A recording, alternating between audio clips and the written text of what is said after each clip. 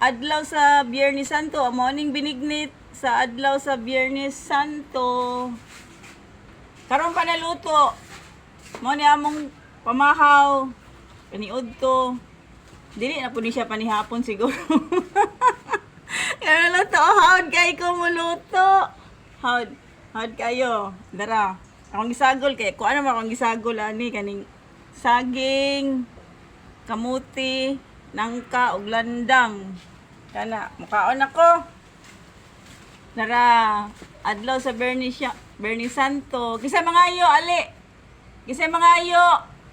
Mga ayo mo ani kay ako ipadala. Ipahatod na kong jangjang. Kani mga onami dara o. Mingaw ang kapaligiran. Okay, bye.